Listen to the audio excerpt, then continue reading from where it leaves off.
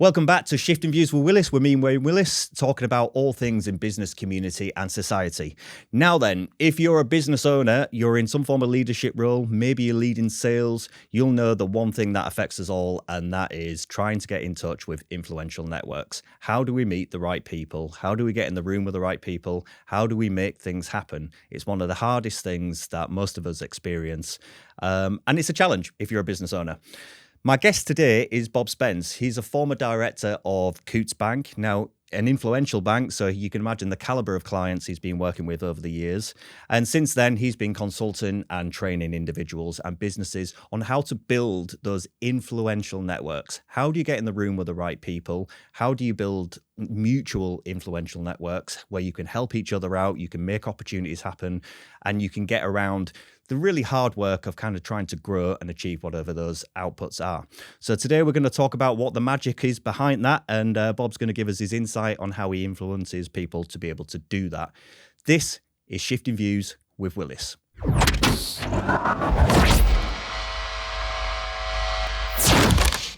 Okay, Bob Spence, welcome to the podcast. Pleasure to be here. It's an absolute pleasure to have you. We've spoken a few times before ahead of this, and I'm amazed by your stories and the things that you've done and the people that you've seen.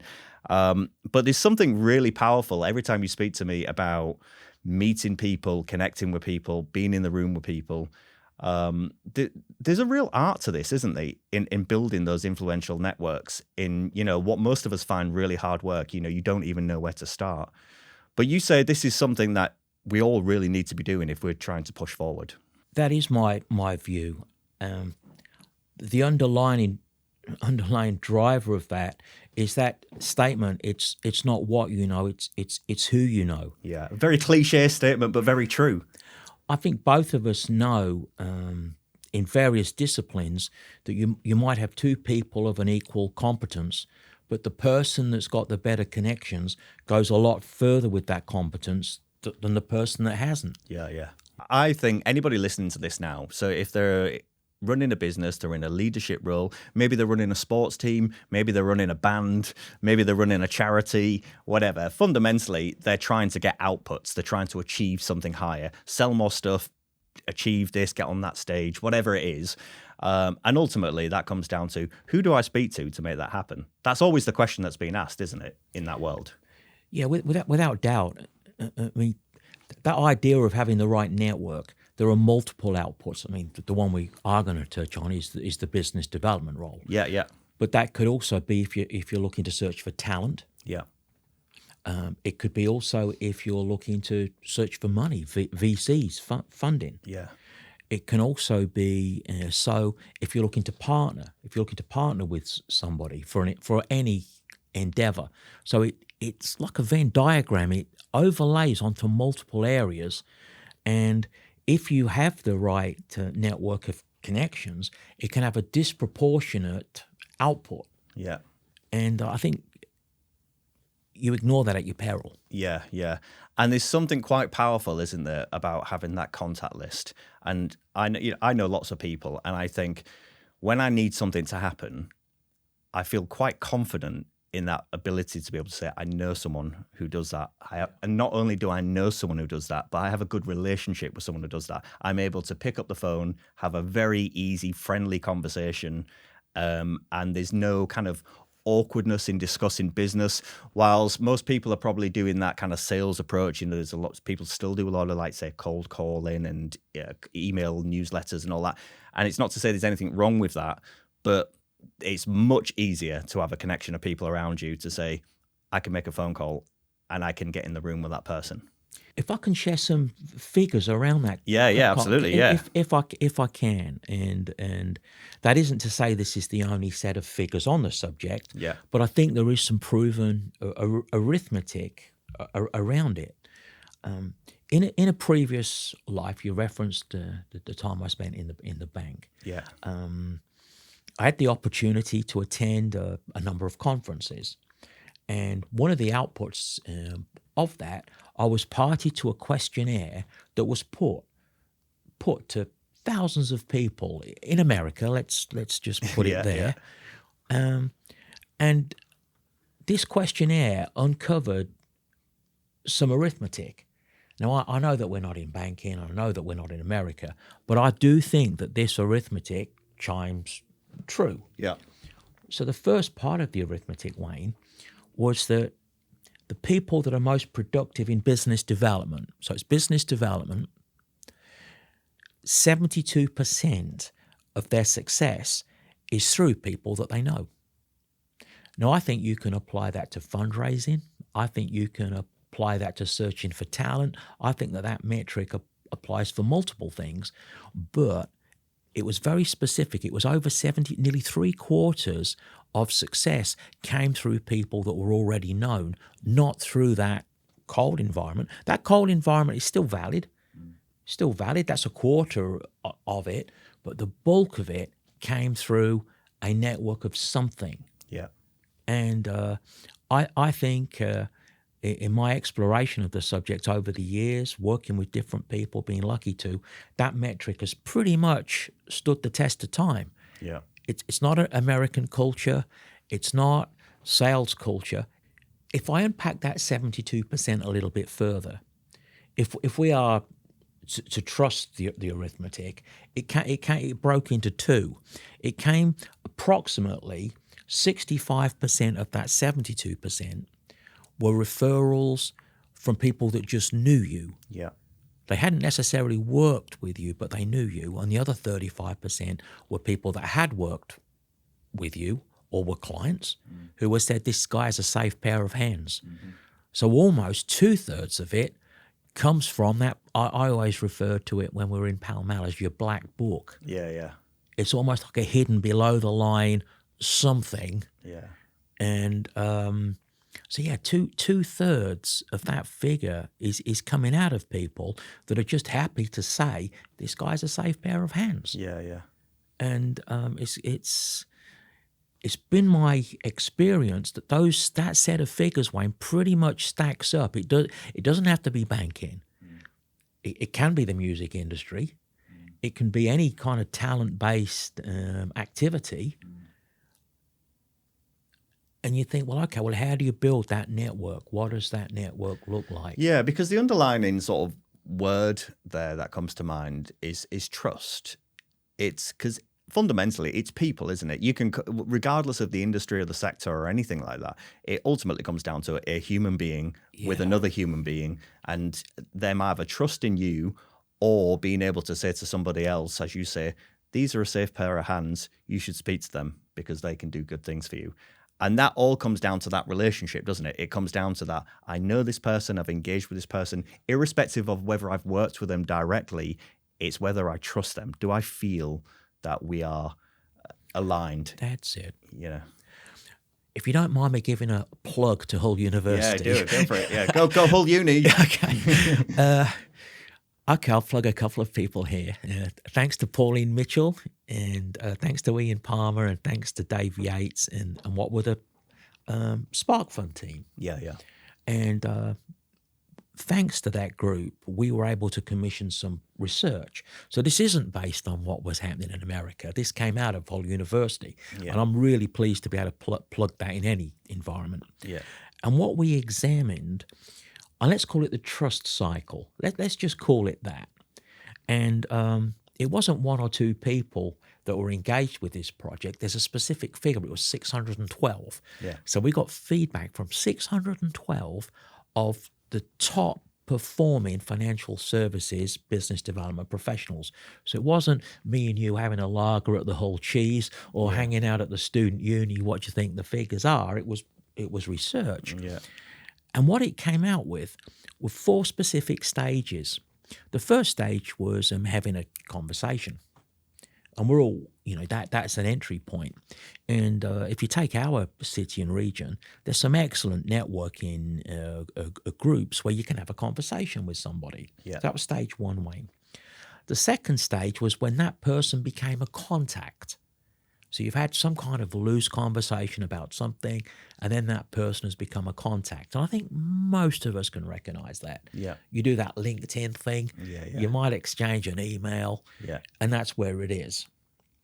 For it to go from a contact to a connection, you have to do something a little bit more. Yeah. That means to be present, in contact, maybe even do that person some kind of favor or something. Yeah. Something. I'm not saying everything's transactional because Yeah. that's not so. So we've gone from a conversation to a contact to a connection. And the final piece of that puzzle is when that person becomes a connector, which is where 2/3 of this 72% was coming from. Yeah. And that journey, it looks like it's 14 months.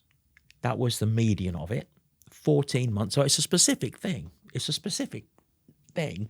And it looks like there's we called it touches, 7 touches in the relationship from a conversation to becoming a connector. So for example, one thing could be, okay, we link on LinkedIn. So that's one thing. The second thing might be, Wayne, I email you, hey, there's an event on at the university on this. I didn't know if you were aware. It's on Eventbrite. That would count as 2. Yeah. A third might be we're both at that event and we have a glass of wine and just start shooting the breeze. I think we can all recognize what those things are. Yeah. This isn't a sales campaign or something premeditated or something you can put in a CRM system. Yeah. It's not that. It's authentic. Yeah. Yeah. Yeah. It's got to be authentic, but that's how it looks. And the way you explain it, it's so simple, isn't it? I'm not saying it's easy to do, but like the bases that you're describing, those 4 stages from that initial introduction to actually becoming a valuable connector and making things happen. Those bits in between are essentially just being a good person, aren't they? Being present, being around, making things happen, adding value. So you might say, listen, I know you're in this world, this event on, I think you should attend it, check it out, whatever. It's just kind of being around and being, being valuable. It's not premeditated. It's not like, if I contact this person, I will get this. It's not that. It's you have to genuinely be authentic. Now, I think what stops that in a lot of sales world, from my opinion, is that there's a pressure to make things happen. People need to get ROI. They need to get stuff on the books. They need to get the sales in. They need to get the leads generated, whatever. And in a lot of arenas, that's a very pressured environment. So you're resorting to anything you can do to make quick returns. But in reality, the valuable stuff isn't a quick return. It's a growth period where you become known, you become a face, you become present in different environments, and people kind of gravitate to you. Again, it's a personal thing, isn't it? Yeah, that's very, very true in the role of business development. I've been lucky enough to be engaged locally recently with a couple of organisations, and one of them, it was about what I would call event management. So let's say me and you went to a music industry expo. Yeah. We're probably under pressure to collect business cards, do all the stuff that people do. But if you approach it in a different manner, saying, well, it's probably going to take 14 months before you become a connector.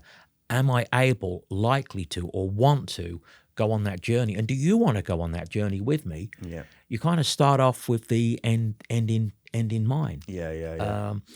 I recently attended something in London, and I'd met the person that I'd wanted to meet, and I left because I to spend the whole evening schmoozing and whatever the kids call it. Yeah. No, I've met the person that I wanted to meet. We'd had the conversation. There's potential alignment. I'm not going to an event to meet dozens and dozens of people and collect as much stationery as I can. No. I'm not saying that's the only way to do it, Wayne, but that's kind of my view of it. Yeah. So, okay, let's reverse back a little bit. Right. So we'll get into a little bit of the magic and what it is that you do now. But just to give a little bit of background, so you was previously in the financial sector. You was working for Coutts Bank, very prestigious bank. A lot of people will have heard of and know of. Working with some exclusive people and big money clients and all of that good stuff that you would expect from that. So based on your time there, how has that influenced the way that you're thinking about networks now? So how has it shaped your understanding of networks, shaped your understanding of influence? Well, if it's all right, I'll just unpack it a little bit. Yeah, because yeah, go people on, are thinking, oh my goodness. What is it like to work at a bank like Coutts, Yeah. and what do you need to do to survive in that world? Yeah, well, I'll share how I actually got the role, because it plays right into this. It's who you know, not what you know. Yeah. It's a few years back now. I was brought up in South Africa, in Durban, so good for me. And like many people then, I came to the United Kingdom to do further education. So I did my further education in London, and went back to South Africa to work for a big name bank in South Africa, in Johannesburg. And I stayed in touch with the alumni. Just, I'm one of those people. I wasn't trained to do that. Just stay in touch. And then We'll come back to that point, by the way. yeah. But staying in touch, and then spent 6 years of my life doing national service, which I'm sure there'll be South Africans hearing this. That's what we had to do. It wasn't a career choice.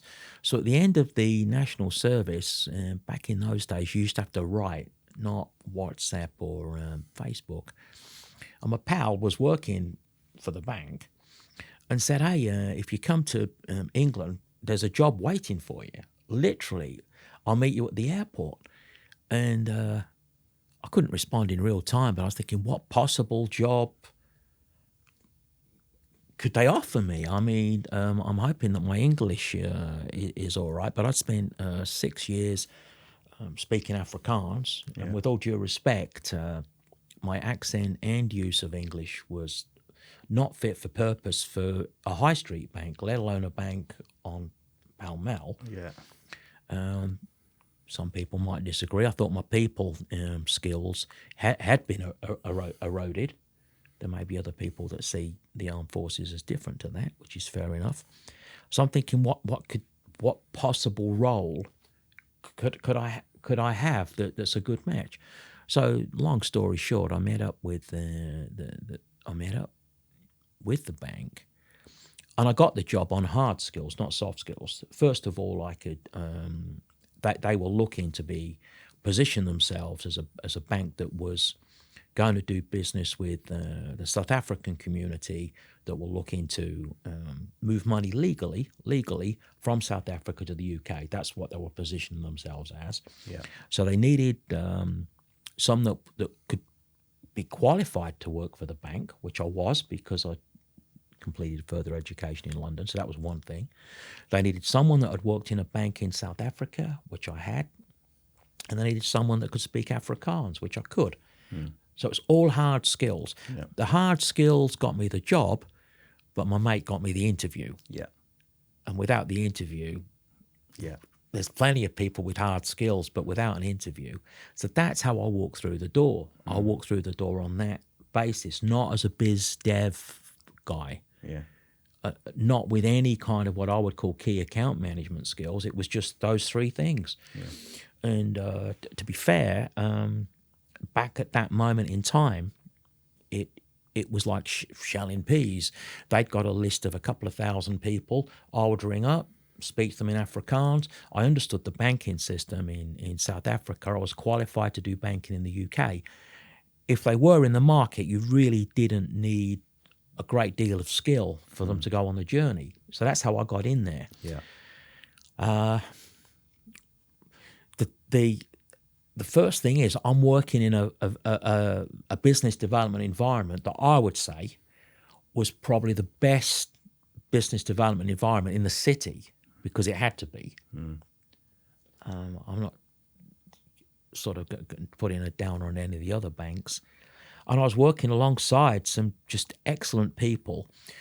The mechanics of business development, there was three things that really came out at that era. So this is before it's been taken over, before then. The first thing was you're targeted to give out 4 or 5 introductions a week. I said, what? Can you just talk me through that? Yeah. You want me to give out introductions? Yeah. So I sit down with a client and I say, do you know so-and-so?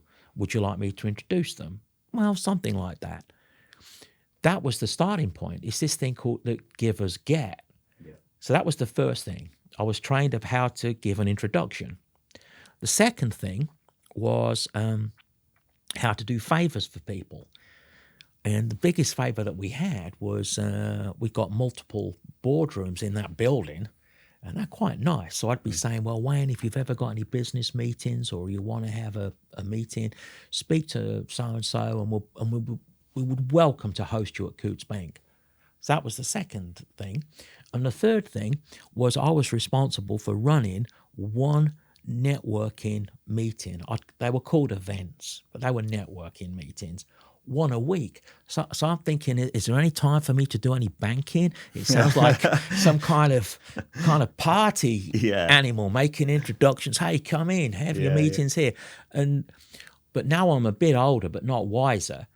I think, okay, so let's say I'm doing a 48-week year, and I'm targeted to give out, let's say, 5 introductions a week, which you get better at it as you go along. And we got some good introductions to give.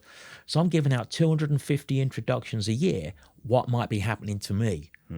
If I'm making sure that at least 5 times a week someone's coming into Coutts Bank with a client, I might be what might happen. If I'm seen as someone that organizes networking events, what might happen? So it was a place to learn. Then it was everything was about your contact, your circle, and they were recruiting people specifically not because they were great bankers, but because they brought a network of contacts with them. Yeah. So that was my entry point into it, Wayne, which wasn't what I was expecting. So and because you were creating all of these connections and you was essentially making things happen for people. So, fundamentally, their likelihood of like engaging with you further and seeing you as a person to discuss it massively increases, doesn't it? Because it's like, well, Bob introduced me to here. Bob had me come down to the Pall Mall, boardroom. Bob did this, Bob did that. So immediately your name is chiming, isn't it? You become a person that makes things happen. And then reciprocally, is that the word? They kind of come around the other side and they say, well, actually, we now have this thing or we need this thing and we know to go to make that happen. So maybe they need to bank at Coutts Bank or maybe they need to or whatever. And that's, so it's kind of going first, isn't it, basically? That was the modus operandi then. It's not now, and I couldn't comment on it now, but that's how come at that moment it was productive through networking.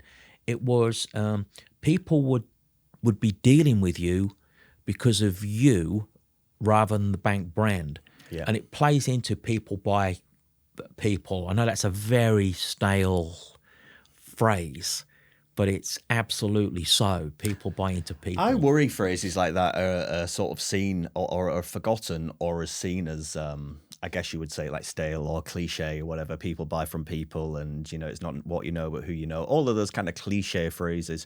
But they're not cliche because we see it every day in our lives, don't we? It's fact. It's not just in business, but in your friends, in your sports team, in your education, whatever. 100%. It's the people you know that make you want to do something or make them want to engage with you in some way because you have this relationship. It's a people relationship, isn't it? It's rarely anything to do with the product, the service, the offer. It's the person, and then off the back of that, the thing that you can do kind of becomes part of the conversation. Fundamentally, I agree with that. I see it like that, and sure, you need to get your marketing and your brand and so on and so forth and your offer, but ultimately, from a business development point of view, people buy from people they want to buy from. Yeah, and they will find the arguments to do that. Yeah. They will find them. Okay, and I'm pretty sure anybody on here listening in from the Chartered Institute of Procurement and Supply might say, well, there's other metrics as well. True. But people generally buy from people that they trust. Yeah. Okay, so let's talk a little bit about a network then, because this is a word that gets thrown around. And I think it can often be associated with kind of sort of cheap kind of connotations of what it is to be quote unquote networking. Yeah. You imagine those kind of weekly events that you go to and you're eating a cheese sandwich and having a beer and speaking to whoever. And to be clear, I'm not discrediting any network events. I think anywhere where you can get people in a room together talking, that's stage one of your process. Yeah. You've got to connect people. They've got to start talking. So that's great. But then where do you take it from there? And it'd be good to understand what makes a network, in your opinion, what makes a network truly valuable? What is a valuable network? How would you define that? That's a great question there. If I refer back to this concept of starting with the end in mind, you have to you should consider, in my opinion, what am I expecting my network of contacts to be able to do? Yeah. What am I expecting it to be able to do? And you start from there. I think it's not a secret in this city. I do a lot of work outside of the UK. It's in Poland, it's in Czech, Slovakia, Bulgaria, and Romania. Now that might not be obvious for someone in Hull to be doing that, but it's obvious for me because my network of connections is consistent with doing that. It's less consistent to being involved in BizWeek, for example, which is a fabulous event, but it's not consistent with that because that's not where I find my work. Yeah, and just for listeners, BizWeek is a week that happens annually here in the Humber region in the UK. That it's self-explanatory. It's a week of business connections, showcasing that sort of stuff. Yeah, and it's a great event as well, but it's just my network isn't consistent with that. Although it's a great showcase for Humberside. So if you start backwards, what is it I'm expecting my network to do? Then you start thinking, okay, if I can kind of picture what I want it to do or qualify what I want it to be able to do, what is it that I need to build? And it is possible to build multiple networks. Like my network in Poland is not fit for purpose for what I'm doing in the Balkans. Yeah. How could it? How could it possibly be? So I kind of have a demarcation between each network. I've got a strong network in London. I think quite a few people saw. I posted something on LinkedIn. I was at the London School of Economics for the day. I'm part of the alumni group. Of course, I am.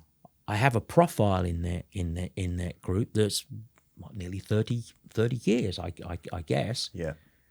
But it's kind of one introduction away from people that hire me, and I put in as much as I can into that group. Whereas I was invited to something not locally because Hull University has been fantastic to me. But I'm thinking of another faculty, but absolutely not in Hull, and I was invited to be involved. I said, I'm the wrong guy. I'm the wrong guy. If I can't get involved, it doesn't work because it wasn't a fit for my network. So what's interesting about that, and just breaking that down a little bit. So what you're talking about there is, it's not numbers. This is not a numbers game. It's not about spreading the seed and knowing as many people as you could possibly know, attending every event that you could possibly attend, et cetera, et cetera. You have to have like a clear strategy, a clear 100%. endpoint of what am I trying to do? Where do I want to be? And who are the people that can make that happen? And then work backwards from that. So you have to become more selective in kind of the worlds that you're working in. The second point, just before you go on to that as well, is I found really interesting that you was touching upon multiple networks. So people always associate your black book, your network of people that you know, but actually these can be siloed networks specific to specific outputs. So you might have 5 different industries or goals or whatever that you want to achieve, and that might be 5 different selects of people that make that happen. Definitely. For example, I am going to be a host at a conference in Sofia. It's called the DigiPay Conference. It's about digital payments. It's about fintech. And I'm going to be co-hosting that in Sofia. It's for the Balkans. Yeah. And it's a big event. There'll be about 700 attendees, about 200 banks there. And recently, through a local entrepreneur called Owen Clater, one of the students was from Bulgaria. And Owen said to this guy, Bob's doing this. And the guy was, what? So he's hosting this because we showed him a photo of a guy called Nicky Kunchev. Now, Nicky Kunchev, I presume, means nothing to anyone unless they're Bulgarian. Nicky Kunchev hosts Who Wants to Be a Millionaire in Romania and Right. Bulgaria. Right. He also is currently the host of The Voice. Right. So Nicky Kunchev is a big... So personality. big. I'm trying to think who we would compare him to. It'd be perhaps like Bradley Walsh on The Chase, that kind of TV personality. TV personality. Yeah.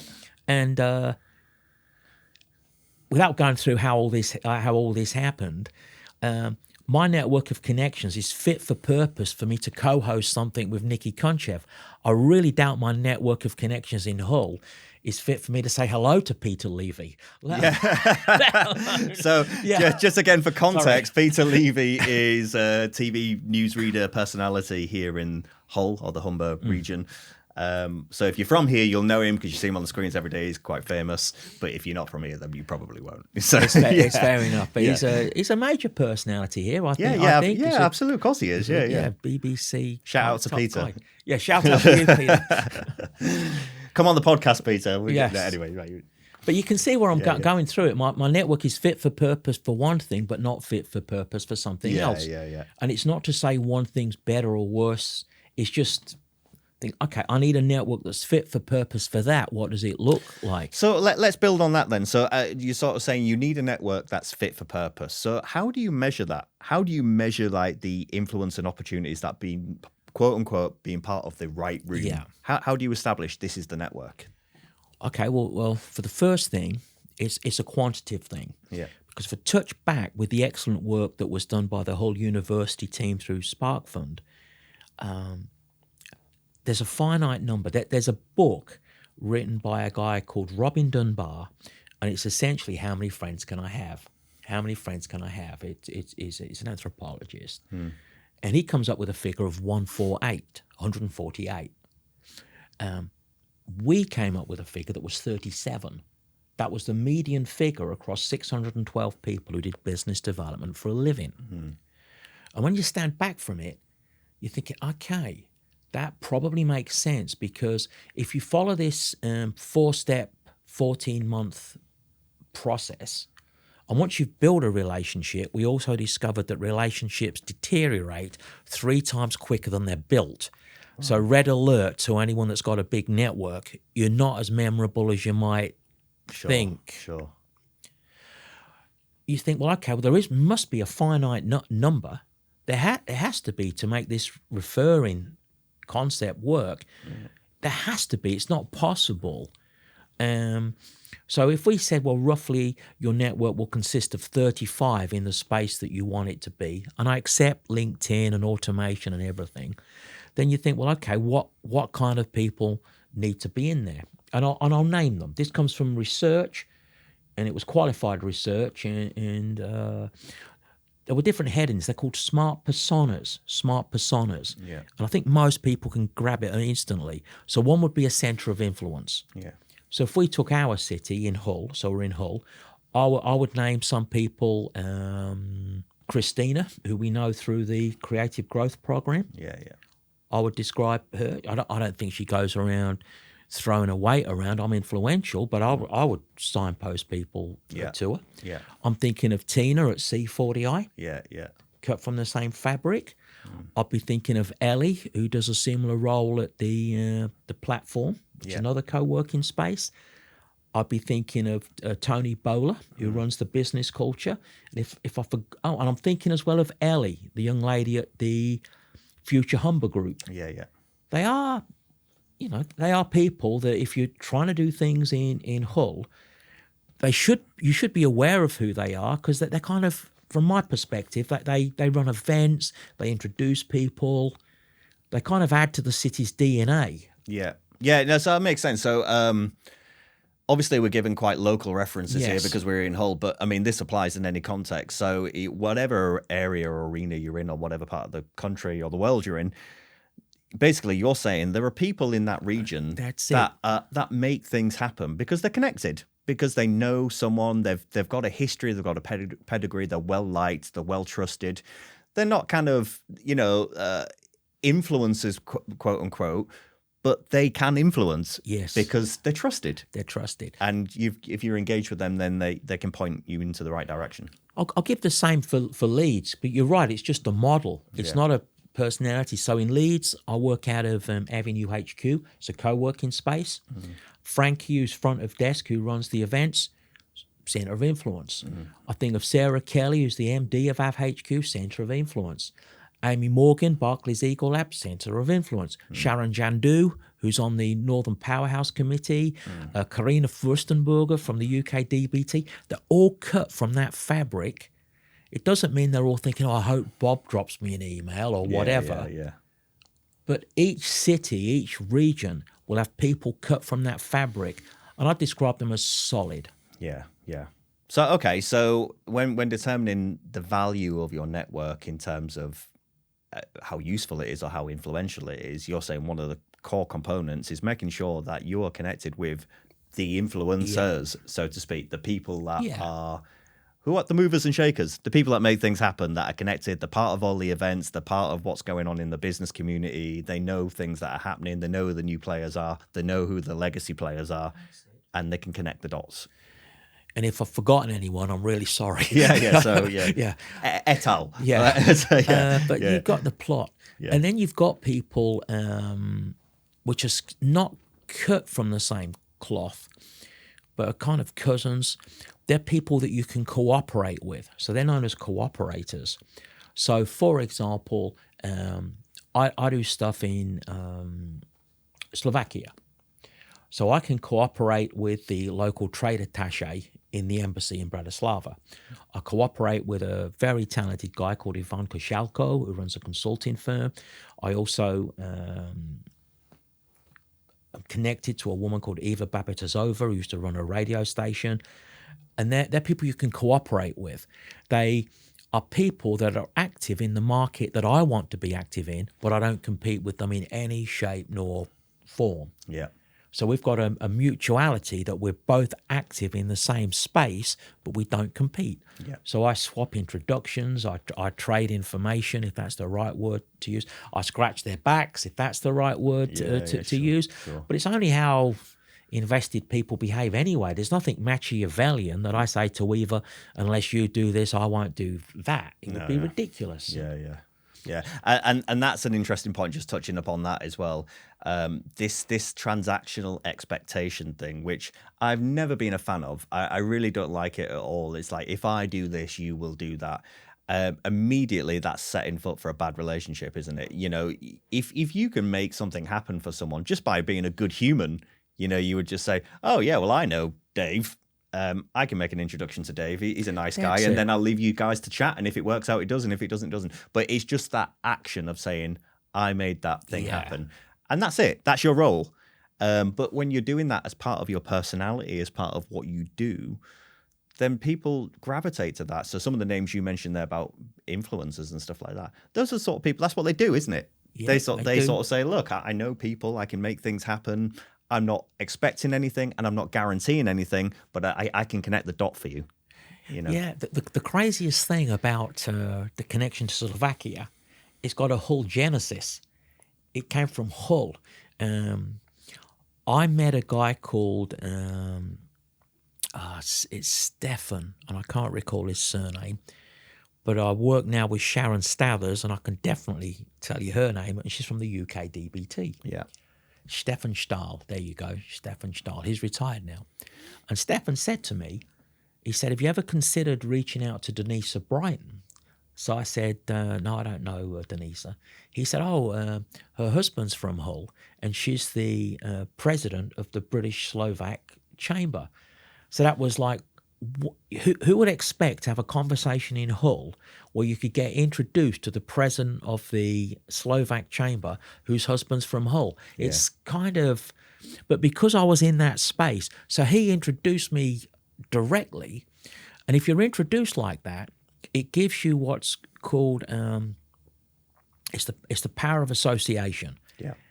It really is a power. If you're introduced by the UK DBT to the president of the British Slovak Chamber, that's a starter for 10. Yeah. And that's how I got involved in Slovakia, through a conversation that took place in Hull. I'll speak to anyone from any industry, from any background, from any business, just generally as a good communicator, as a good person. You know, I just like to chat with people. But what's interesting about that is you never know where the dots connect. And it might well be that they're not anything related to what you're related to, but they are related to something else, which is related to what you're doing.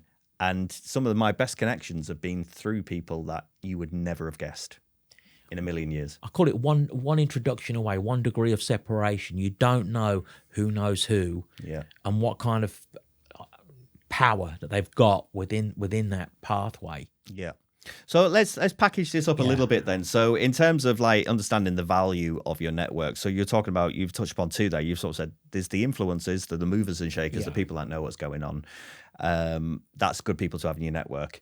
You said there's the cooperators. Those are the people that essentially you can work together on, help each other out. You're not competing, but you're in the same kind of area.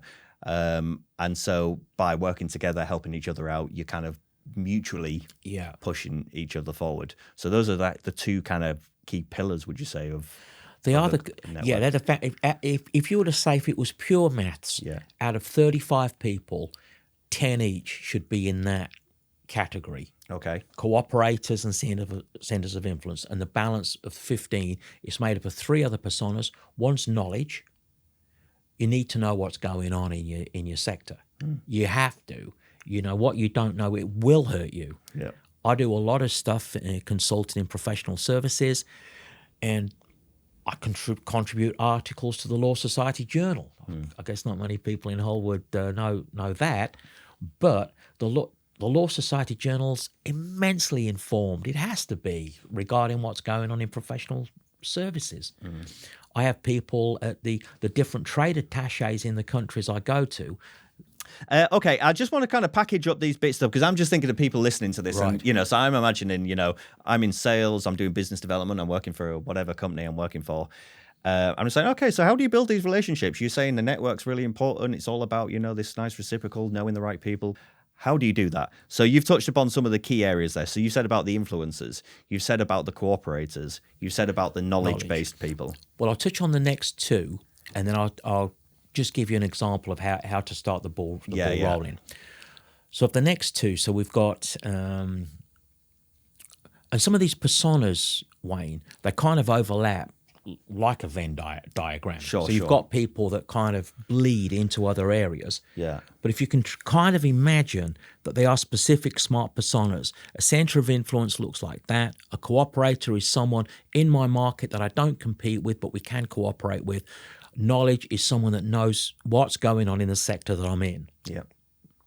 The next one are people that are natural connectors, because they have to be, or they just are.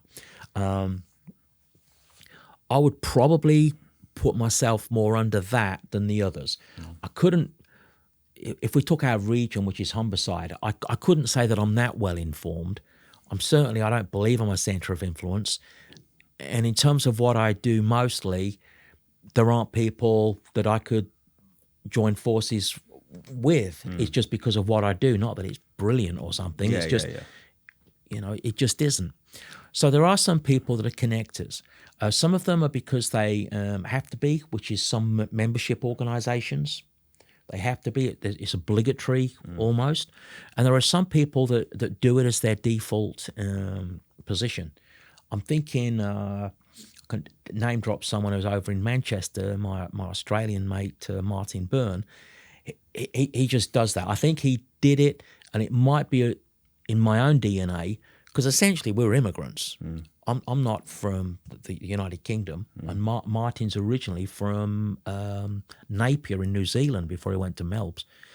So it could be that because we are immigrants, we know that we have to try a bit harder. It could be that. Yeah. And there's something to inject yourself into to be relevant. Yeah.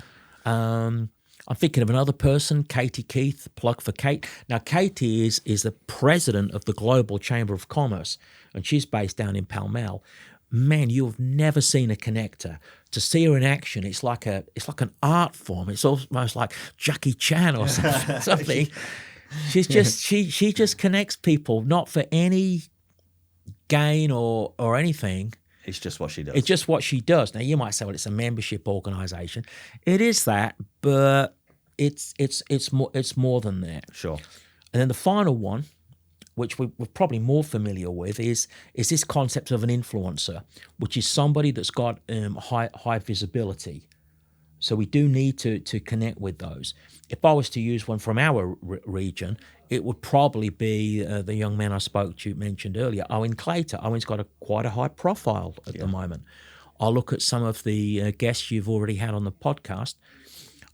My view is that Jonathan Leaf has got a high profile. He's probably not searching for it. I couldn't say. Yeah. But if you drop his name, I know who he is. I've never met him. Yeah. There are people that have got that profile, and it's not just in Hull. I'm thinking like in Leeds, Sharon Jandu, who got an OBE. She got an OBE for her services to the community. There are people, Wayne, with a profile. So you've got centres of influence, cooperators, people that know what's going on. We'll call that knowledge. Yeah. We've got natural connectors, and then we've got people that are influencers. They've got a profile. And basically, you're saying those 5 personality traits, which can bleed into each other, but those 5 personalities are really a good way to value the influence of your network. That's it. Does my network contain these that's bits? It. Is the DNA in there? There's a bit of everything in there, isn't there? Yeah. There's a bit of everything. I can call, and each of them kind of engage with the other. Yeah. So, for example, if I want to know what's going on in Leeds, Sharon Jandu, OBE, if I say I'm looking to understand this, who should I hook up with? She'll go, oh, Alex Wright. Alex Wright reports into Mayor Brabin. I can make an introduction. Now, I'm not looking for, he works for the mayor's office. He's not going to buy anything from me. I want to know what's going on in this space. Yeah. I like the fact that you say it bleeds into each other, because there's something interesting about that, because to be in any of those 5 categories, you kind of have to touch upon all of those categories in yourself. If you're a person with all the knowledge of that industry, then by default, you're going to know the influences of that industry. You'd have to. And if you are a natural connector, or if you've got a profile, you're not necessarily famous, but people know who you are in that sector, then that says that you're connected with the other kind of 4 points in that Venn diagram, as you describe it. So they do all bleed, don't they? I would say that's all well and good, and I agree with all of everything you've said there. But if I was the person listening to this and I worked in that region, worked in that business development or that kind of sector, I'd be thinking, okay, so how do I do that? How do I start that process? Well, I would start with understanding who knows what's going on in your sector. And I'll give you an example, and it's from a conference that was ran in Hull. It was called Port to Port. Yeah. And I think our common associate, Rob Lewis, asked some very good questions at that. Yeah. So Port to Port was Humberside to Merseyside. Yeah.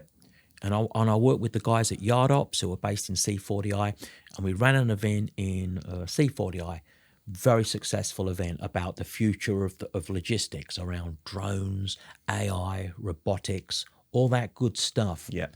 So we do a duplicate event in Merseyside. Now I don't know anyone in Liverpool. I've been there twice in my life. Once was for a Beatles visit, and the second was a football match. So the first thing I do, I reach out to someone who knows what's going on.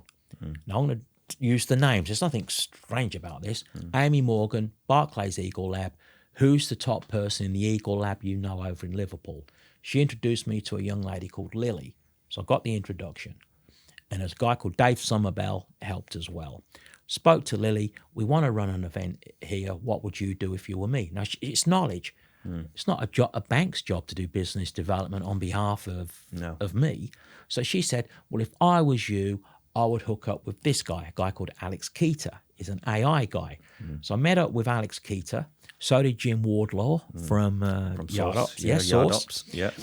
Met up with Alex, and we forged a cooperation. So he's gone from so that's our first cooperator, and understood what Alex was doing, which was to raise the value of AI, because thousands of jobs in Liverpool rely on the port. Yeah, he was on board with this straight away. Why wouldn't he?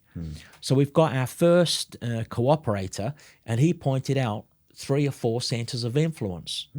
I reached out to them. I don't mind mentioning Peel Ports. They run the place. Yeah. We got the sales director of Peel Ports as our first panelist, Jerome Wildsmith. It was like a multi-million-dollar signing. Yeah. I shared with Jerome, and I hope he doesn't mind. I said, well, how can I help you? And he ran through some of the things that they were doing. I said, well, look, I can scratch your back on that a little bit. The minute we had Peel Ports on board, it was a tap-in. Yeah. It was a tap-in. Yeah. And that's how I did it. I mean, I can go through in a granular fashion, this and that and the other. No, but the overarching point is clear, you know. So I mean, it's knowledge. Is the start. It's like you're connecting with someone who's connecting with someone who's connecting with someone, and that's how you start making things happen. And then all of those people sit within those kind of 5 categories of 100%. Yeah, so that's really interesting. I'm thinking about you saying earlier on at the start of the podcast, kind of the sort of the 4 stages of networking, you know, of building that, starting that thing.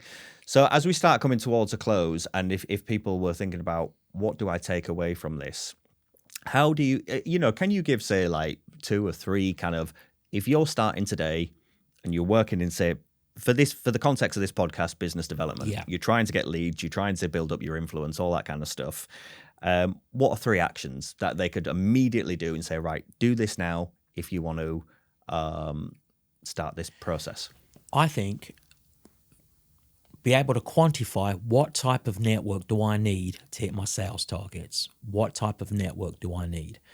Now, you can do this by mirroring, which is to look at people in your sector that are exceptionally successful and just think, okay, what network of contacts do they have that I don't have right now?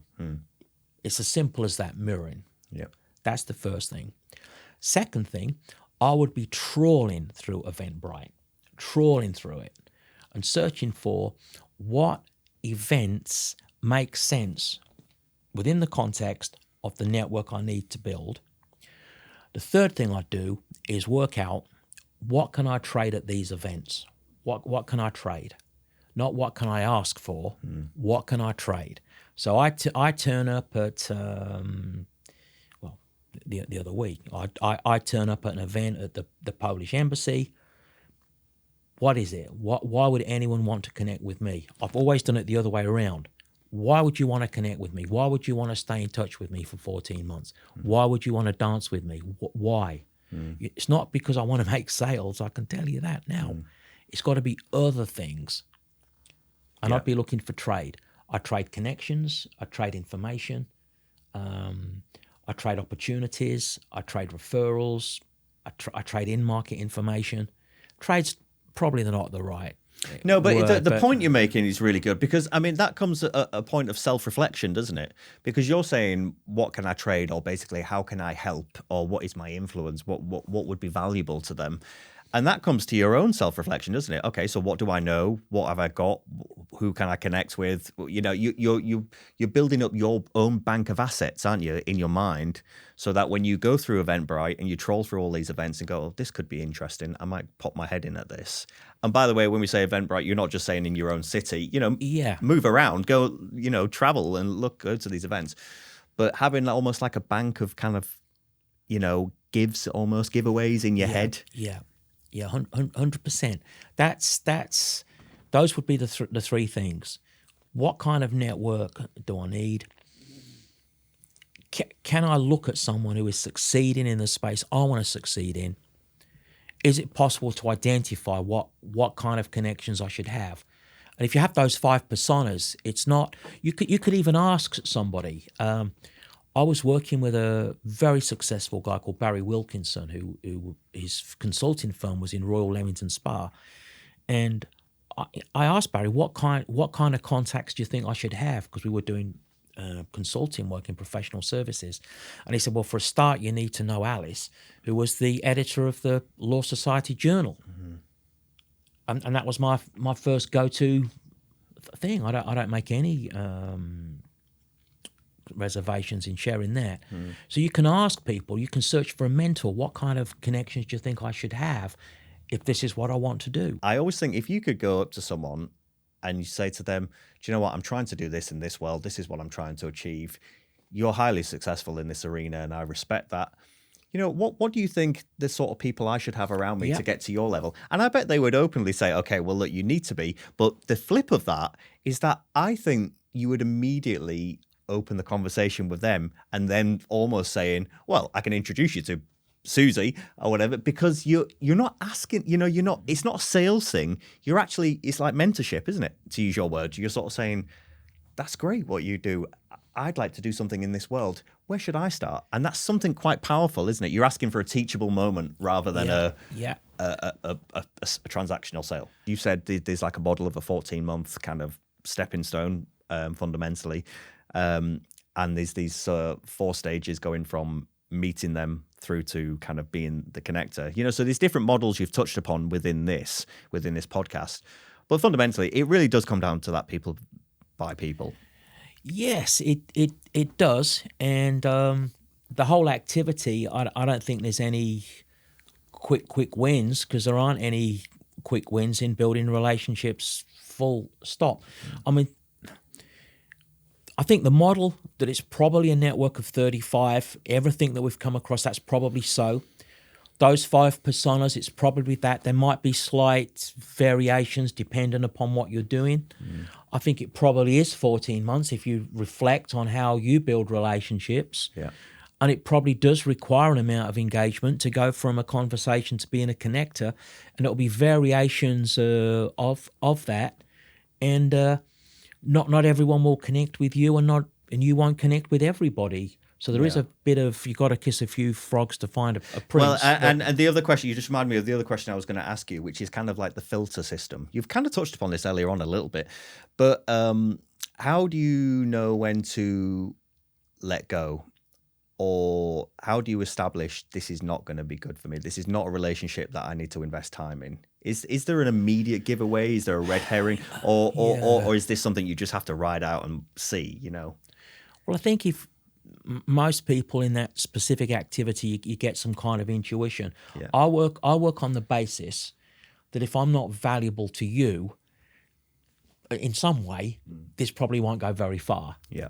I tend to look at it that way rather than, oh, crikey, you'd be a great connection. Maybe, but you'll be a great connection to lots of other people. Why would we create some kind of people formula? Sure. So that'd be the first thing. Am I of any use to you? The second thing is, what could we do for each other to create this relationship over the next 14 months? What could we, if it's possible at all? I mean, I met someone at this Polish event, which I referenced earlier, a guy from the States. And very long story short, there's every reason we've got lots and lots in common. It's on the West Coast, which works for me. It's Long Beach. That works for me. Talking about surfing, playing the guitar, all kinds of things. There's lots of other chemistry things. But the likelihood of either of us being able to do anything with what's going on in both countries at the moment and the distance involved, it's unlikely. It's just one of those conversations that's great. It's got great intentions, but it probably won't go the full 10 rounds or whatever it is these days. Yeah. So I think, okay, that's cool. We can stay in touch, but neither of us will probably have any impact at all because of all the circumstances that exist, right? Yeah. So I think you can, intuition's part of it. And then you've also just got to kind of, is there any real chemistry? Briefly, it's a thing I'd call social commercial comfort. Am I comfortable with you socially? Am I likely comfortable with you commercially? Yeah. So if those two things don't work, I mean, I hang out on the beach on Caton Bay. There's loads of people that I'm socially comfortable with that are part of the surfing community. Am I likely to introduce them to lots of people? Not really. They're great guys on the beach. Yeah. They're some of the most unreliable people I've ever met. Yeah. Yeah. I think, honestly, I've come across this and I totally agree with you because there's been opportunities with projects that I've been involved in, commercial opportunities, and there's people that have come on board who are wealthy, they've got money, they've got influence. Touch upon some of those personas you were talking about there. But when I've had the meetings with them to discuss whatever the project is, there's like a gut feel where you sit there and you go, I don't dig this guy. Yeah, there has to be some chemistry there. In my opinion, I Yeah. think it's hard to otherwise. Yeah. And just finally, thinking about networking events, a lot of people are listening to this, particularly in our region, but across the country, across the world, people attend network events to do. There's several great ones that happen in our region. The facilitators work hard to make those events happen, connect people, and, they come from a very earnest, genuine place, I Yeah. think. But I know from my own experience of attending network events, and this is my faux pas, I think, here, is that probably going into them events with the wrong mindset. So if you're going in instinctively, you would think I'm going in there to find sales, basically. So you're going in there, you want to pitch the product or the service or the thing that you do.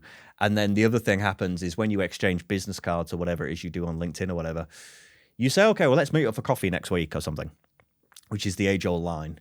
But in your head, really, are you wanting to meet up for coffee with them because you want to sell them your thing? In which case, that's probably the wrong mindset, because that's not actually trying to build an influential network. Yeah. You're essentially trying to pitch a product. And I just wonder, just to sum up, if you was attending a network event, what's the mindset that you go into these things? Whether you're going to an Eventbrite thing or a local event or whatever, what's the mindset that you should go in with? Well, my mindset is I'm looking for people to add to my network. Yeah. It's that, and it's only that. If I go with that approach, all other things are possible, because every person that we know, for example, we're in Hull, so we don't know who everyone's connected to. It's called like 1 degree of separation. We don't know that. If we go across to Leeds, we don't know that.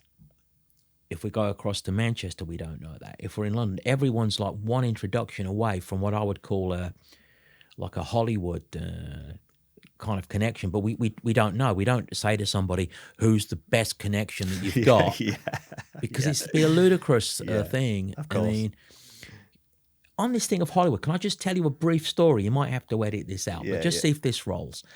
I'm a big fan of film. I think I've referenced that. Massive fan of film. And for my 50th birthday, a pal of mine who introduced me to Coutts Bank, he now works on the West Coast, and he said, if you come over for your 50th birthday, he said, I can guarantee you the best birthday present you've ever had. And I kind of said, well, please do remember I'm no longer, 22, so I hope it's not too much effort, whatever this is. Yeah. So we turned up at this coffee house on 2nd Street in Long Beach, and he introduced me to a guy called Jack Greenidge. Jack. The guy would have been in his mid-70s, and he was a very polite guy.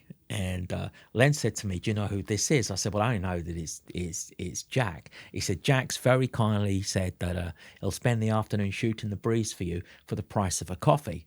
I said, all right. And I'm thinking, what's this?